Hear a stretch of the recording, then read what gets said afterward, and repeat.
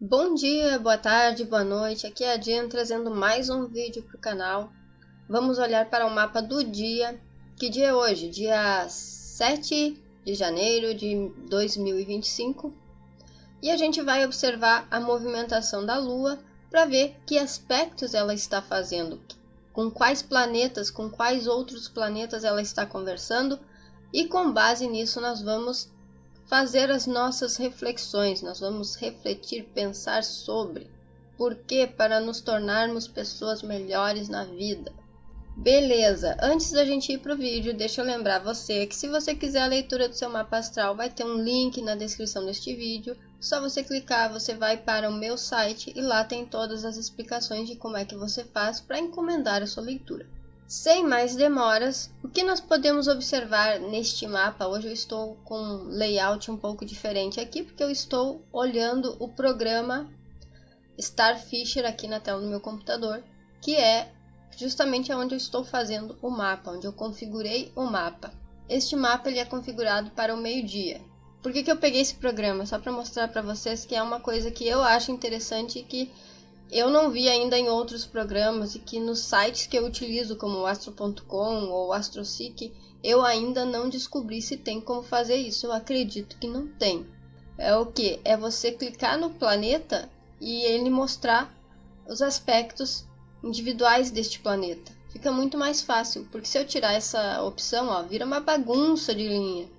Então, se eu quero saber os aspectos do Sol, ó, eu posso clicar no Sol. Vai mostrar todos os aspectos que ele está fazendo. Da mesma forma, a Lua. Então, vamos lá. Esta Lua é uma Lua ariana. E o que significa a Lua em Áries? Tendo em vista que a Lua fala das nossas emoções, das nossas necessidades emocionais e das nossas reações automáticas. Por conta de a energia de Áries ser uma energia de liberdade, de autonomia, de movimento, de início, de dar o primeiro passo, de decidir as coisas e ser assertivo, é isso que a gente está precisando hoje. Essa Lua em Áries, ela nos inspira o quê? A buscar autonomia e a expressar aquilo que a gente sente de forma direta e assertiva. Ela traz a necessidade de movimento e ação, de sentirmos que estamos no controle sobre aquilo que acontece em nossas vidas. Só que essa energia, como a gente está vendo aqui, né, esta Lua, ela está fazendo algumas quadraturas, que são essas linhas vermelhas, que, a grosso modo, são entendidas como pontos desafiadores, como desafios que a pessoa vai ter, que a gente vai ter no dia, enfim. Por exemplo, ela está fazendo uma quadratura com Plutão em Aquário, que está aqui em cima. Plutão é um planeta que fala de transformação, de regeneração, de ressignificação, de poder. Então, como ele está numa energia aquariana, o Plutão é um planeta geracional, tá? Então ele vai ficar ali por muito tempo. Geralmente, quando a gente olha num mapa natal, para falar da experiência da pessoa, a gente vai dar maior ênfase para a posição dele por casa. Aqui no caso, a gente não está considerando casas, estamos apenas vendo as posições dos planetas. Então a gente entende o que? Este Plutão ele também significa intensidade. Então, quando ele se liga com a Lua, ele traz intensidade para as emoções. Ele traz uma necessidade de controle, porque o Plutão ele é o poder, é aquele que gosta de controlar. Então essa quadratura com Plutão em Aquário, como eu falei, ela intensifica nossas emoções e nos convida a refletir sobre como que nós lidamos com as mudanças profundas que acontecem na nossa vida. Traz um chamado para que a gente confronte a origem do desejo que a gente tem por controle. Será que é por medo de perdermos o rumo? Ou será que é porque nós nos sentimos ameaçados por forças externas? Essa tensão entre a Lua e Plutão, ela sugere que a gente precisa transformar a forma como a gente se relaciona com o poder, tanto internamente como com os outros. Depois nós podemos ver aqui que a Lua está fazendo uma quadratura com Marte retrógrado em Câncer. Quando Marte está em Câncer, significa o quê? Significa que as atitudes, a ação, é motivada pelas emoções, é motivada pelos sentimentos. Pode ser uma ação muito dramática também. Então, o que isso significa? sendo que nós temos ali a atitude conectada com a emoção de forma tensa. Essa configuração traz um assunto emocional, um tema emocional delicado. É o seguinte: como que nós reagimos quando nós estamos magoados ou vulneráveis? Muita gente, quando sente que foi magoada, se torna vingativa e quer dar o troco.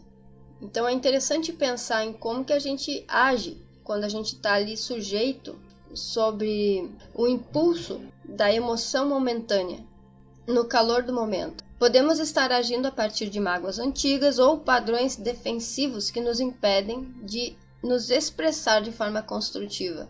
Então esse é um bom momento para que a gente revise como que as nossas ações, especialmente em situações emocionais, refletem ou não refletem aquilo que nós realmente queremos alcançar. Por exemplo, no caso de eu tenho essa necessidade, hoje eu tenho essa necessidade de ser uma pessoa que toma suas próprias decisões, que é autônoma. Essa é uma necessidade da Lua hoje. Só que o Marte, ele diz o seguinte: você tem que se deixar levar mais pelo que você sente. É isso que esse Marte está dizendo. E muitas vezes o que a gente sente nos torna dependente de outras pessoas, nos torna dependente de situações. Então isso fere um pouco a nossa autonomia. Por isso que existe aqui esta linha vermelha dizendo que há uma tensão. Como que eu vou me tornar uma pessoa independente enquanto eu tiver uma atitude que, por exemplo, está condicionada a um padrão familiar que eu tive quando eu estou sempre pensando na minha família? Como que eu vou me tornar essa pessoa mais independente? Depois nós temos aqui a Lua fazendo esta quadratura com o Sol que está em Capricórnio. Então, o que acontece?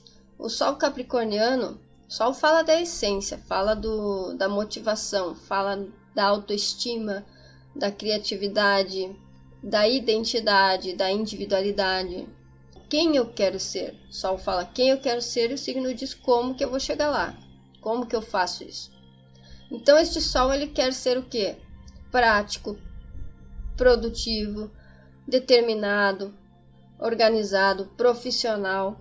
É um Sol de metas e objetivos, ele é ambicioso. E ele está tendo essa conversa nada amigável com a Lua ariana. A Lua diz assim: eu quero seguir os meus impulsos.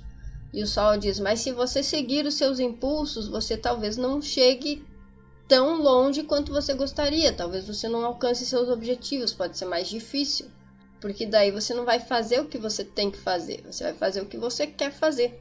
Então essa tensão entre a Lua e o Sol, ela nos desafia a equilibrar a espontaneidade de Áries com a necessidade de praticidade e foco de Capricórnio. Quando a gente segue impulsos emocionais, sem fazer uma devida reflexão, a gente corre o risco de comprometer a nossa eficiência e os nossos objetivos de longo prazo. E aqui a Lua pede espontaneidade, enquanto o Sol exige maturidade. Então a gente tem que encontrar um meio termo para lidar com essas energias, para que a gente consiga tanto fazer o que a gente gosta, o que a gente tem vontade, seguir os nossos impulsos, mas ao mesmo tempo não perder de vista aquilo que a gente almeja, para que a gente possa realmente progredir. E por fim nós temos aqui esta Lua, desta vez fazendo uma conversa muito amigável, um trígono com Mercúrio em Sagitário. O que a gente tem aqui então? O planeta da emoção conectado com o planeta da comunicação. O trígono de Lua com Mercúrio em Sagitário traz um contraponto leve e positivo. A comunicação e a expressão aberta fluem de maneira natural. Mercúrio em Sagitário, ele amplifica a nossa capacidade de verbalizar, ou seja, de falar sobre aquilo que a gente sente. Mas ele também nos lembra da importância de sermos claros e honestos com as nossas palavras. A conexão entre essas duas energias sugere que, mesmo no calor de um momento emocional, a gente pode encontrar formas saudáveis de compartilhar aquilo que a gente está pensando, aquilo que a gente está sentindo, desde que a gente faça isso com cuidado para evitar excessos e interpretações enviesadas. Então aqui eu vou trazer algumas reflexões para vocês com base nesse mapa que a gente viu aí, nesses pontos. A primeira, como que eu posso alinhar a minha espontaneidade emocional com os objetivos que eu desejo alcançar? A segunda, será que as minhas ações refletem aquilo que eu sinto no momento ou elas estão influenciadas por mágoas e padrões antigos? E a terceira, estou me comunicando de forma honesta, mas também ponderada, respeitando os sentimentos alheios?